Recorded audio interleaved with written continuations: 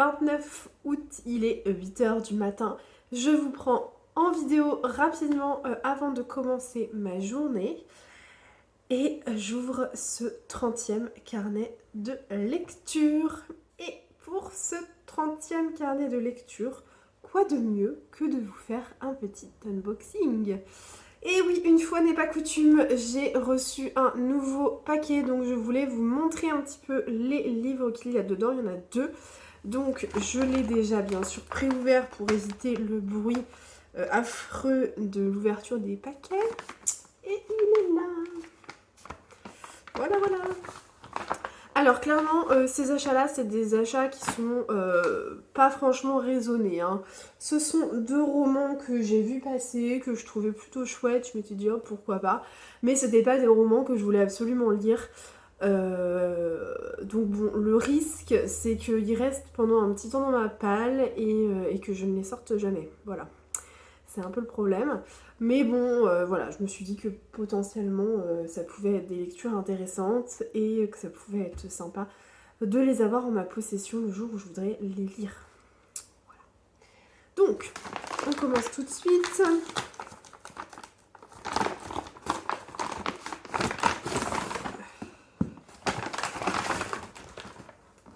Bon, l'avantage déjà, c'est qu'ils sont en très bon état. Le premier, c'est un livre des éditions L'Archipel, de la fameuse collection Instant Suspendu dont je vous avais parlé dans un carnet de lecture précédent. Ça ne devait pas être le dernier, peut-être l'avant-dernier. Ah non, c'était dans l'update lecture, enfin le bilan lecture de vacances, où je vous ai parlé de À la reconquête de l'Ouest de Audrey Français, ce que j'ai beaucoup aimé.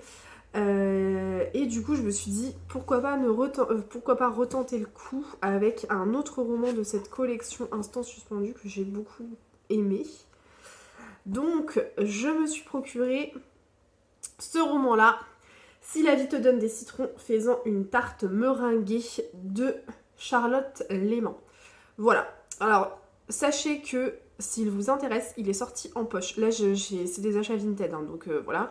Mais il est sorti en poche, sachez-le. Ça peut être toujours intéressant. Donc, je vais vous lire la 4e de couverture, donc on y est. Clémence chérit l'existence tranquille qu'elle s'est construite. Une vie de couple paisible, un fils adorable et un travail d'assistante dont elle connaît tous les rouages. Un si bel équilibre vaut bien quelques concessions. Alors avec le temps, Clémence a appris à arrondir les angles.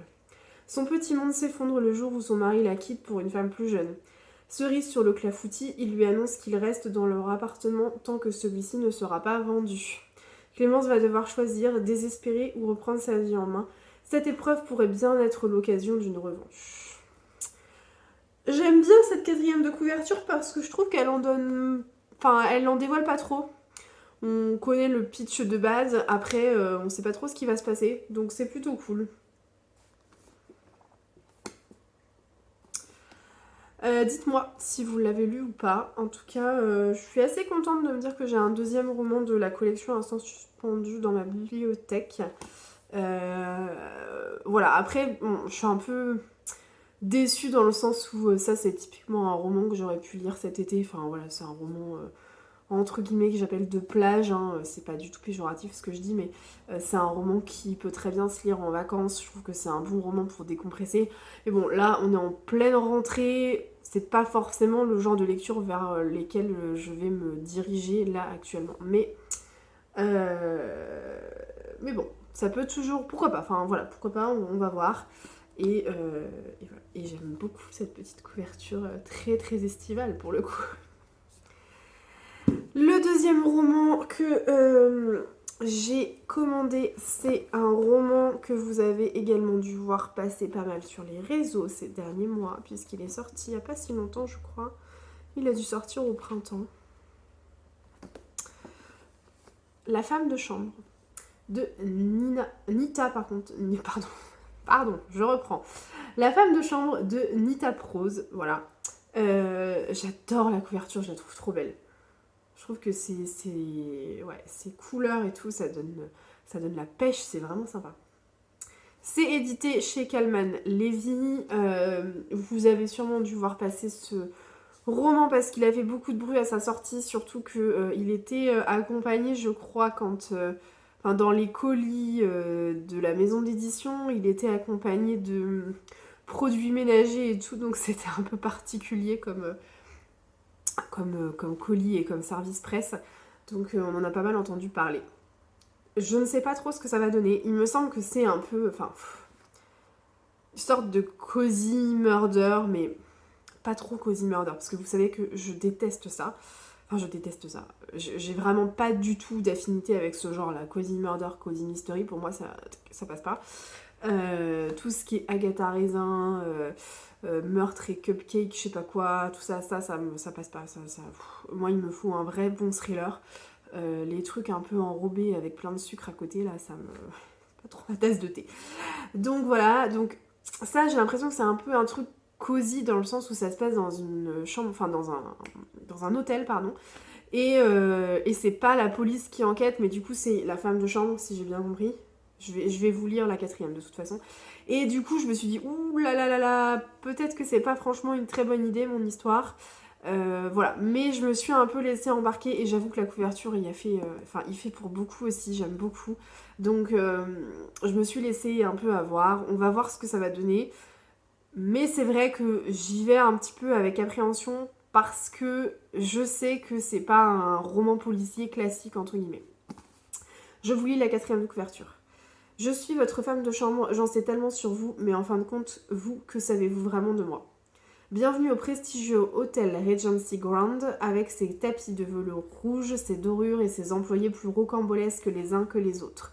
La jeune Molly, discrète, solitaire et zélée, y travaille comme femme de chambre et en connaît tous les recoins. Mais un jour, elle trouve la richissime Madame Black dans sa suite paniquée aux côtés du corps sans vie de son mari. Une pagaille bien compliquée à ordonner. Mêlée malgré elle à cette étrange affaire de meurtre, Molly va mener l'enquête, aidée de quelques précieux collègues et amis. Elle va alors découvrir que derrière la magnifique façade, le Regency Grand cache bien des secrets. Clients assassinés, employés loufoques et femmes de chambre attachantes, entrée dans les coulisses d'un hôtel de luxe. Voilà. Bon, clairement, je trouve que la 4e de couverture, elle est plutôt sympa. Moi, ça me donne bien envie. Hein. Mais c'est juste que je me dis, voilà, c'est les employés de l'hôtel qui enquêtent. Et c'est vrai qu'en règle générale, c'est pas vraiment les livres que je préfère. Donc, on va voir. Voilà pour mes deux réceptions. Enfin, mes deux achats, mes deux craquages livresques, hein, on va dire, de Vinted. Sachez qu'il m'en reste encore un colis. Non mais je suis irrécupérable. Hein. Qui devrait arriver la semaine prochaine. Donc je vous montrerai ça la semaine prochaine. Mais voilà, en attendant, ce sont mes deux petits livres. Sur ce, moi je vais vous laisser, je vais aller travailler parce que franchement, j'ai du boulot par-dessus la tête en ce début de semaine. Je pense que jusqu'à mercredi, je ne vais pas voir la lumière du jour, ou très peu. Et puis, je vous reprends plus tard. J'allais oublier, je suis en train de boire un thé Jardin Bleu de chez Daman. Je sais que vous êtes assez nombreuses à chaque fois à me demander les références de thé que je peux boire. Et bien écoutez, celui-ci c'est le Jardin Bleu de chez Daman. Je l'adore, je ne m'en lasse pas du tout et je le rachète presque systématiquement à chaque fois que j'ai terminé un paquet. Voilà, bon sur ce, je vous laisse vraiment et je vous reprends plus tard. Allez, ciao.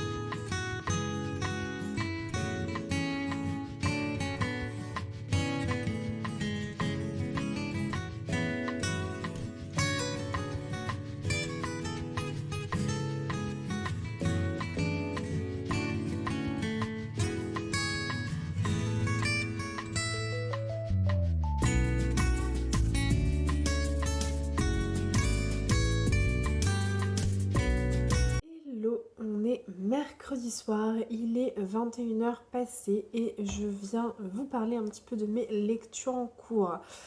Tout d'abord, j'espère que vous n'aurez pas trop de grains sur cette partie de la vidéo parce que forcément, vu qu'il est 21h, voilà, on arrive quand même plutôt sur la fin de l'été, donc il commence à faire nuit à 21h, donc on a fermé les volets et compagnie. Et on a surtout allumé la lumière, ce qui fait que vous devez avoir une qualité pas terrible, mais bon, en même temps, je n'ai pas trop le choix si je veux filmer à cette heure-là. Je n'ai pas eu le temps de trop vous prendre en ce début de semaine, puisque comme je vous le disais, nous sommes sur une semaine bien chargée en termes de charge de travail là. Et voilà, c'est un peu compliqué, je vous avoue que je ne touche pas trop terre là, les journées sont longues et sont un peu compliquées à gérer. Ça va être comme ça je pense jusqu'à mardi prochain. J'espère que ça va se calmer un petit peu après mardi, mais bon, c'est comme ça. Je voulais venir vous parler de mes lectures en cours. La première lecture dont je voulais vous parler, c'est une lecture que je viens de terminer, que j'ai terminé lundi soir. Il s'agit de L'île des âmes de Pier Giorgio Puglisi. Vous allez me dire, enfin, c'est pas trop tôt, effectivement. Donc, je ne vais pas vous refaire le pitch de départ parce que j'en ai déjà longuement parlé dans mon carnet de lecture précédent, donc je vous invite à aller le voir si vous ne l'avez pas encore vu. Pour vous refaire un résumé, mais rikiki hyper minime, sachez que c'est la première enquête de 2 enquêtrices que l'on va suivre dans une saga. Il s'agit de Eva Cross et Mara Rice. L'une est originaire de Cagliari, donc en Sardaigne. L'autre est milanaise et débarque à Cagliari pour des raisons un petit peu plus personnelles. Voilà. L'enquête principale se déroule en Sardaigne et voilà. Je ne sais pas si toute la saga va se passer en Sardaigne ou pas. Le 2e tome est sorti là. Je crois même qu'il faisait partie de la rentrée littéraire. Je me trompe peut-être, mais il s'agit de L'illusion du mal et c'est le 2e tome. Du coup, je ne sais absolument pas si ça se passe en Sardaigne, si ça se passe à Milan. Enfin, bon, en tout cas, ce qui est sûr, c'est que ça se passe en Italie, mais je ne sais pas exactement où en Italie. Donc que vous dire sur ce roman? Eh bien, dans un premier temps, sachez que c'est un roman qui se découpe en 3 parties. La première partie, on ne va pas se mentir, elle est un petit peu lente, parce que c'est une partie un peu d'ambiance. On vient mettre en place, on vient instaurer une ambiance un peu particulière, une ambiance qui est un petit peu propre à la Sardaigne, et on pourrait même dire que c'est une ambiance presque mystique. En fait, on découvre un peu une Sardaigne bipolaire, puisqu'on va avoir d'un côté la Sardaigne un petit peu impatiente avec Cagliari, la ville où tout se déroule à 100 à l'heure, où rien ne peut attendre, et à côté de ça, on a plutôt la Sardaigne sauvage, naturelle, avec la région montagneuse de Barbagia, je sais pas comment ça se dit. Voilà, donc la première partie est un peu lente, mais en même temps, elle est vraiment nécessaire pour instaurer un peu cette ambiance sarde, cette ambiance vraiment spécifique et cette ambiance particulière, quoi. Attention, pour autant, lenteur ne veut pas dire ennui, bien au contraire. Pier Giorgio Puglisi, il a un style bien à lui, avec des chapitres très courts, avec des explications sur les rites et les croyances sardes, avec également des fausses pistes qui sont toujours amenées au bon moment.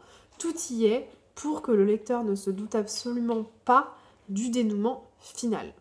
Et du coup, tout y est également pour que le lecteur passe un excellent moment. Et c'est effectivement ce qui se passe. Moi, j'ai vraiment passé un très bon moment lecture. Les 2 enquêtrices sont 2 personnages qu'on prend vraiment plaisir à suivre. Dans la première partie, qui est comme je vous disais assez lente, l'auteur prend vraiment le temps de les décrire, il prend le temps de les présenter. On s'attache un peu à ces 2 femmes qui sont survoltées, qui sont expérimentées et qui sont capables de garder leur sang-froid en toutes circonstances. Donc voilà, c'est vraiment 2 enquêtrices que je serais ravie de suivre dans des prochaines enquêtes. Alors, même si, à mon sens, le dénouement a été un petit peu rapide et que les parties sont un peu déséquilibrées, j'ai mon chat qui est en train de jouer avec je sais pas trop quoi, bref. Donc même si le dénouement est un peu rapide et que les parties sont un peu déséquilibrées, notamment à cause de cette première partie qui est un petit peu lente, L'île des âmes, ça reste quand même un polar captivant, je dirais même presque ensorcelant, que j'ai pris vraiment plaisir à savourer jusqu'à la dernière page. Donc voilà, moi bien évidemment, comme d'habitude, je n'ai pas vu le dénouement arriver, hein. Voilà, ça a été une grosse surprise, je m'attendais pas forcément à ça. Euh, et c'est cool, franchement c'est cool, parce qu'en fait c'est ce qu'on attend d'un polar, c'est d'être surpris. Donc là, moi, ça a complètement fonctionné avec moi, je suis vraiment contente, et voilà, même si c'était un petit peu lent au début, ça n'empêche que tous les ingrédients y sont pour que vous passiez un très bon moment, et pour que vous soyez face à un polar vraiment addictif. Ensuite, étant donné que j'ai terminé l'île des âmes, hier soir je voulais me plonger dans un autre roman. Donc comme je vous l'avais dit la semaine dernière, j'avais commencé le premier tome des chroniques de Tahiti, l'arbre à pain de Célestine Ituira Vaïté. Désolée pour le nom si je l'écorche, voilà. J'avais commencé, j'avais lu 35 pages, je m'étais dit bon bah pourquoi pas, je vais continuer. Et en fait franchement j'avais pas envie de continuer sur cette lecture là hier. J'avais envie de prendre un livre qui avait rien à voir, donc j'ai pris La Tresse de Laetitia Colombani, que j'ai commencé hier soir et que j'ai terminé hier soir. Voilà, c'est un livre que j'ai lu dans la soirée. En même temps, pour ma défense, il fait 235 pages, donc autant vous dire qu'en 1h30 c'était torché, 1h30, 2h max. Hein. Donc voilà. De quoi ça parle exactement La Tresse? Ça parle de 3 histoires de femmes aux 4 coins du monde. On va avoir d'abord Smita qui vit en Inde et qui est une intouchable. Elle a vraiment elle vit une vie misérable et elle ne rêve que d'une chose, c'est d'envoyer sa fille à l'école. Mais bien sûr, quand on est intouchable, ce n'est pas possible pour une petite fille d'aller à l'école. Voilà, en gros, voilà. Ensuite, on fait la connaissance de Giulia en Sicile. Giulia, c'est une jeune femme qui travaille dans l'atelier familial. Je vous dis pas exactement de quoi il retourne sur cet atelier familial parce que je veux pas vous spoiler, mais c'est un atelier familial et elle a toujours voulu reprendre cet atelier voilà, quand elle serait plus grande. Mais il s'avère que son père a un accident et en fait elle va découvrir rapidement que l'atelier est en faillite. Donc ça risque d'être un petit peu plus compliqué que ce qu'elle avait prévu à la base. Et la troisième femme qu'on va suivre, c'est Sarah. Sarah, elle vit au Canada. Sarah, c'est une avocate réputée et sa vie va littéralement s'écrouler lorsque elle va apprendre qu'elle est atteinte d'un cancer. Voilà, et bien évidemment, c'est une histoire de destin un petit peu croisée et donc leurs vies vont à un moment donné se croiser. Jusque-là, il n'y a pas trop de spoil, je pense que vous vous en doutez. La Tresse, c'est une très belle histoire. C'est une histoire qui est très émouvante. Alors, c'est très court, hein, certes. J'ai lu beaucoup d'avis où les personnes qui avaient lu ce livre disaient oui, c'est trop court, on n'en a pas assez, on ne sait pas trop ce qu'il advient des 3 femmes finalement.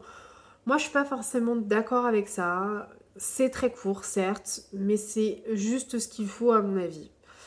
Pour moi, la boucle, elle est bouclée. Je dirais même plus, la tresse est tressée. Petit jeu de mots. Pour moi, en fait, tout rentre dans l'ordre. Donc, il n'y a pas besoin de plus. J'ai trouvé que c'était bien amené. J'ai trouvé qu'il n'y avait pas forcément besoin d'en faire des tonnes et des tonnes sur chaque histoire. Voilà, alors oui, peut-être qu'on ne sait pas exactement ce que vont devenir tous les personnages, mais on a quand même un gros... Enfin, on sait un petit peu ce qui se passe, et je trouve que c'est pas forcément le but de l'histoire. Le but de l'histoire, c'est pas de faire 500 pages sur la vie des intouchables en Inde, ou sur la vie des travailleuses en Sicile, enfin, c'est pas ça. Donc, du coup, je trouve que ça se suffit à... C'est suffisant, en fait. Franchement, c'est suffisant. Ce sont 235 pages qui clairement se dévorent, on est complètement happé par l'histoire, happé par le récit. Alors certes, le style reste un petit peu simpliste, je vais pas dire le contraire, mais ça reste une plume agréable, une plume légère. Ça fonctionne très bien. Moi franchement j'ai passé un excellent moment avec La Tresse, je vais pas vous mentir, si c'était pas le cas, je n'aurais pas mis 2 heures à le lire. Donc je suis très contente de l'avoir découvert ce roman-là. J'ai qu'une hâte, c'est d'aller lire Le Cerf-Volant, parce que j'ai cru comprendre qu'on retrouvait un personnage de La Tresse dans Le Cerf-Volant. C'était plus ou moins la suite sans vraiment l'être en tout cas. En tout cas, moi je peux que vous encourager à le lire. Honnêtement, je pense que c'est un livre parfait si vous êtes en pleine panne de lecture. Si vous souhaitez sortir d'une panne de lecture, c'est pas mal parce que le roman fait 235 pages, ça se lit très bien, le style est assez simple, assez agréable à lire. Normalement, vous devriez sortir de votre panne de lecture assez facilement avec un livre comme celui-ci. Voilà où j'en suis dans mes lectures en cours. Donc comme je vous disais, donc là nous sommes mercredi, donc j'ai pas encore repris de lecture parce que j'ai pas eu le temps. Je suis allée travailler en coworking aujourd'hui. D'ailleurs je vous ai mis quelques plans vidéo, enfin bref. Et qui dit travailler en coworking dit que soit j'y vais en vélo quand je suis très motivée, soit j'y vais en voiture. Aujourd'hui j'avais pas le temps, j'y suis vraiment allée en voiture. Et du coup que ce soit en vélo ou en voiture, j'écoute mon livre audio souvent. Et donc voilà, là en l'occurrence aujourd'hui j'y suis allée en voiture, j'ai écouté mon livre audio. Donc j'avance petit à petit dans la charmante librairie des jours heureux. Il doit me rester 5 heures d'écoute quand même, donc je trouve que j'ai pas mal avancé. Mais je n'ai pas encore repris de lecture papier. Donc, comme je vous le disais juste à l'instant, il me reste encore l'arbre à pain. Je suis toujours à la page 35. Honnêtement, je sais pas trop ce que je vais faire de ce roman parce que il faudrait que je m'accroche un peu, mais je suis pas très emballée par le style. Le style, c'est un peu un style particulier. On a un peu l'impression de vivre la scène du dessus, si je peux dire ça comme ça. Enfin, je sais pas trop comment vous expliquer, mais on a l'impression d'être très éloigné des personnages. Et on a l'impression que c'est un style très simple, un peu un style enfantin. Et du coup, ouais, je sais pas comment vous dire ça. Ça fait un peu histoire, ça fait un peu conte. Et je suis pas sûre que ça me plaise sur la durée. Donc je sais pas, je vais quand même essayer de m'accrocher un peu, j'aimerais vous en reparler. Honnêtement, j'ai lu 35 pages, donc pour le moment, je pense que c'est plus une impression qu'autre chose. Mais est-ce que je vais réussir à me détacher de cette première impression? Je sais pas trop. Sinon, il y a un livre que je voulais aussi, que je n'avais pas mis dans ma palle estivale hein, quand même, mais que j'aimerais bien lire avant la fin de l'été. Et autant vous dire que là, à Nantes, la fin de l'été approche dangereusement.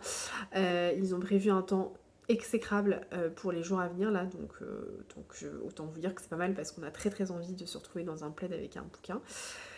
Mais du coup, j'aurais bien profité encore un peu de la chaleur pour lire ce livre-là qui me semble être une très bonne lecture estivale. Pardon, je commence à fatiguer, je bute un peu sur les mots, je m'en excuse. Ça se voit, hein, je pense que j'ai des tout petits yeux, j'ai les yeux qui se ferment. Enfin bon, bref, je voudrais commencer du coup une lecture assez estivale qui est L'air que tu respires de Frances de Pontes Pibles, qui est une autrice que j'ai découverte il y a une dizaine d'années, je pense maintenant. Un peu moins. Quoique ça fait presque une dizaine d'années, je pense, vraiment.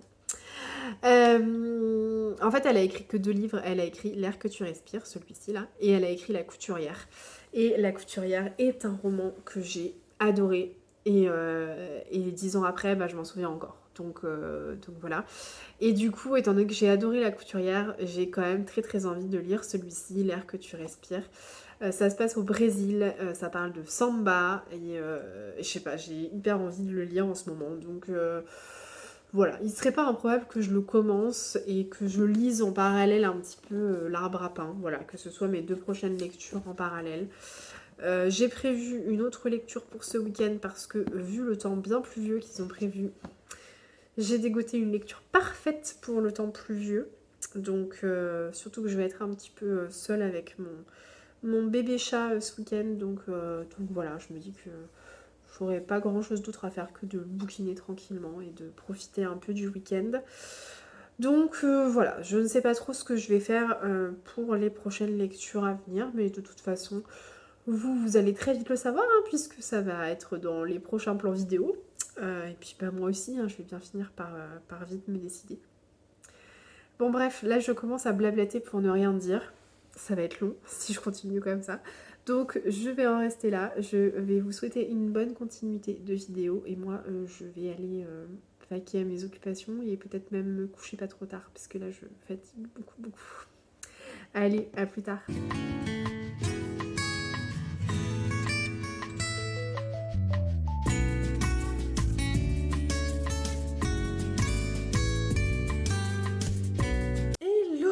je prends le temps de venir rapidement vous parler. On est vendredi, je fais une pause café. Je suis sur mon travail depuis 8h30 ce matin, je ne me suis pas du tout arrêtée. Donc là, je fais une pause rapide et j'y retourne parce que j'ai encore pas mal de boulot avant de fermer mon ordi en fin d'après-midi, début de soirée. Donc, je viens vous parler, pas de mes lectures papier parce que je n'ai pas repris de lecture papier depuis que je vous ai parlé. J'étais un peu fatiguée là, les derniers soirs, donc j'ai pas trop lu. Par contre, j'ai pas mal avancé dans mon livre audio. Donc je voulais vous reparler un peu des livres audio parce que j'ai notamment eu une question sur Instagram et je me suis dit que ça pouvait peut-être vous intéresser si j'en parlais ici, même si c'était qu'une question. On me demandait quand est-ce que je trouvais le temps d'écouter des livres audio et comment je m'organisais. Alors, je sais qu'il y a une team pour et une team plutôt contre les livres audio. Moi, personnellement, c'est des livres... alors, au début, j'étais un peu dubitative sur ce format-là, mais en fait, c'est quelque chose que j'aime bien, les livres audio. Plus j'en écoute, plus je trouve ça intéressant. En règle générale, moi, je fais en sorte de choisir des livres audio que je n'ai pas dans ma palle papier. Comme ça me permet d'avoir d'autres romans, d'autres livres que je voulais lire. Bah, si je les ai pas dans ma palle, comme ça, bah, voilà, je les écoute directement en livre audio. Il faut savoir que moi j'ai un abonnement Audible. Alors je crois que l'abonnement Audible ça doit être aux alentours de 9,90€ par mois. Je vous avoue que je sais plus trop, c'est le problème du prélèvement. On est prélevé, on sait plus trop ce qu'on a, ce que c'est comme coût, mais je crois que c'est à peu près ça. Et vous avez le droit à un livre audio par mois. Donc vous choisissez. Moi personnellement j'écoute quand même rarement plus d'un livre audio par mois. Surtout si vous choisissez un livre audio qui a entre 10 et 20 heures d'écoute, normalement dans le mois c'est suffisant. Sauf si vous faites beaucoup de routes, voilà, mais moi personnellement un livre audio ça me suffit. Et j'écoute ces livres audio un petit peu tout le temps en fait. Je les écoute quand je suis en voiture, je les écoute quand je fais du vélo, je les écoute quand je vais à la salle de sport et que je ne suis pas en cours collectif par exemple.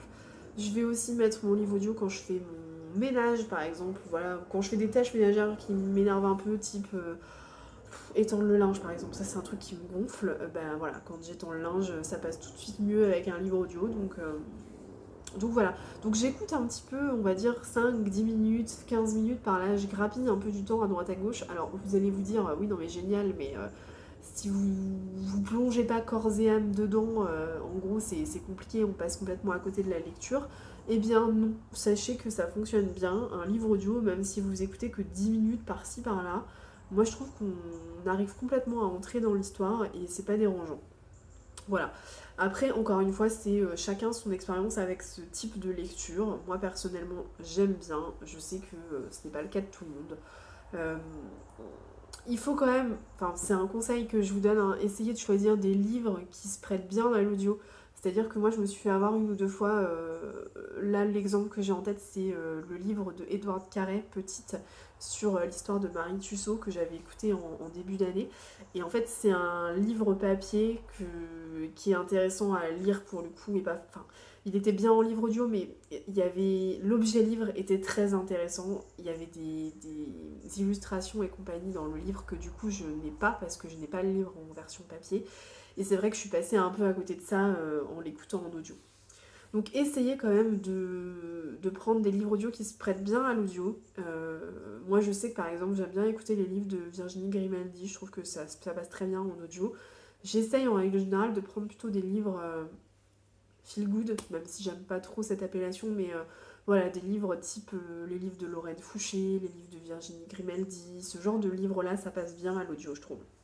Là, par exemple, Jenny Colgan, je trouve que c'est vraiment pas mal en audio aussi. Euh, pour en venir à ma lecture, du coup, qui est en cours là à l'heure actuelle, c'est La charmante librairie des jours heureux. Il me reste 4h30 d'écoute. Bon, je vous avais fait un petit pitch de départ la semaine dernière. Je le refais pas ici. Pour le moment, honnêtement, j'aimais bien quand j'ai commencé, et là, plus ça va, plus je me dis que c'est un peu longuet. Euh, je trouve que le personnage principal de Nina, elle est relativement naïve, et ça a le don de me hérisser un petit peu le poil. Alors, elle m'agace pas au point de dire c'est bon, j'arrête tout et je passe à autre chose. Mais parfois, elle me fait un peu lever les yeux au ciel, et je me dis, voilà. Donc, je suis un petit peu mitigée pour l'instant sur cette lecture audio. Après, je trouve qu'effectivement, comme je vous le disais, c'est un livre qui se prête très bien à l'écoute parce que la lectrice est vraiment intéressante, parce que ça se passe en Écosse, donc on a vraiment l'impression d'être dans les belles plaines écossaises des Highlands. Voilà, donc ça typiquement, c'est un livre sympa à écouter. Voilà ce que je pouvais vous dire ce matin. Je vais en profiter pour boire mon café quand même. Je vais essayer de commencer un nouveau livre papier dans le week-end là. C'est notre week-end off ce week-end. En fait, tous les mois, on essaye de s'octroyer un week-end où on n'a vraiment rien de prévu, justement pour décompresser un peu, pour faire les trucs qu'on fait pas, qu'on n'a pas le temps de faire dans la semaine et compagnie. Donc ce week-end, c'est notre week-end off. Enfin, surtout pour moi, parce que finalement, mon conjoint est de d'éterrage de cercueil tout le week-end, enfin tout le week-end, une partie du week-end. Alors, ça risque d'en faire sourire certains. Le déterrage de cercueil, pour info, chez nous, c'est quand les mariés se marient, quand le marié enterre sa vie de garçon, les copains du marié creusent un trou et du coup mettent un mini cercueil dans ce trou là, dans le fond du jardin. Et dans ce cercueil, on met de l'alcool, de l'argent, enfin plein de choses. On enterre le cercueil et la tradition normalement c'est qu'au premier enfant du couple marié, on déterre le cercueil. Là en l'occurrence notre copain qui s'est marié l'année dernière a déjà 2 enfants donc ça ne marche pas. Mais du coup on a adapté un peu la règle et c'est 1 an après l'enterrement de vie de garçon. Donc en l'occurrence l'enterrement de vie de garçon avait eu lieu début septembre l'année dernière. Donc voilà. Bref, je divague un peu, mais c'était pour vous raconter les petites traditions vendéennes et pas bretonnes, parce que je crois que ça se fait pas en Bretagne, ça se fait vraiment en Vendée. Mais voilà, du coup c'est assez drôle et dites-moi si vous connaissiez la tradition du cercueil ou pas. Mais voilà, donc autant vous dire que ça ne va pas être un week-end très reposant pour mon conjoint, mais moi du coup je suis un petit peu de garde d'enfants, on va dire. Donc en fait, je vais être un peu week-end off et c'est pas plus mal. Je vais prendre le temps de lire, surtout qu'ils ont prévu un temps pas terrible. Donc voilà, s'il pleut tout le week-end, eh ben, ça sera une excuse parfaite pour trouver un livre dans ma palle, me mettre sous un plaid et bouquiner quand mon bébé fera ses siestes. Voilà. Bon bref, j'ai beaucoup trop blablaté. Je vous reprends un petit peu plus tard.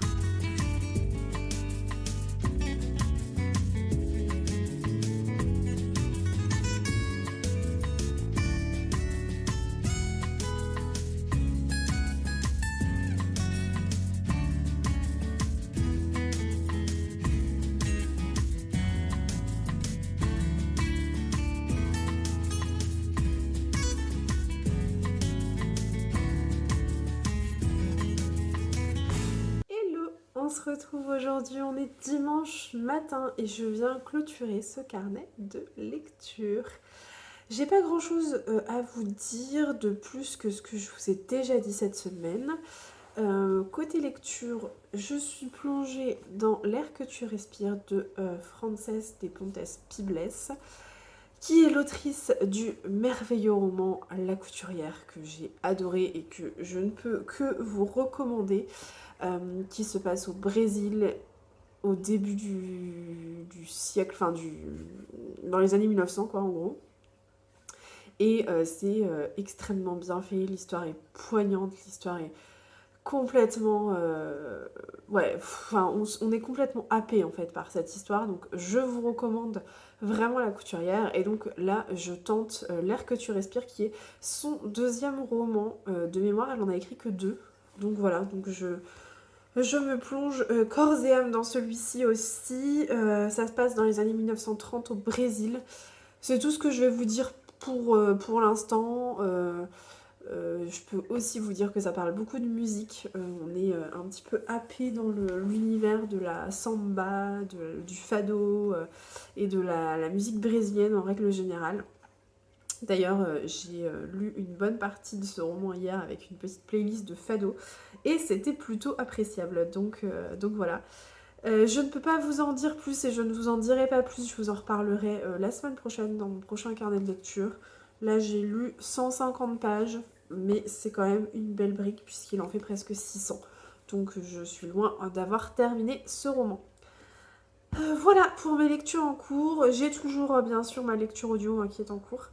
Mais c'est pareil, je vous en reparlerai plus tard. J'espère que vous avez passé un agréable moment en ma compagnie, que vous avez pu noter quelques lectures, que vous avez pu faire quelques découvertes. Si la vidéo vous a plu, n'hésitez pas à la liker et à la partager. Et surtout, n'hésitez pas à venir me dire quelles sont vos lectures du moment. J'aime beaucoup vous lire parce que ça me donne plein d'idées et ma wishlist s'allonge à chaque fois. Donc voilà, n'hésitez pas à me dire où est-ce que vous en êtes dans vos lectures. Si certains des livres que je vous ai présentés sont des livres que vous avez déjà lus ou qui vous tentent, n'hésitez pas à me le dire également. Moi je vais vous dire à la semaine prochaine et je vous souhaite une très belle semaine et un très bon week-end en attendant la prochaine vidéo. Allez, ciao!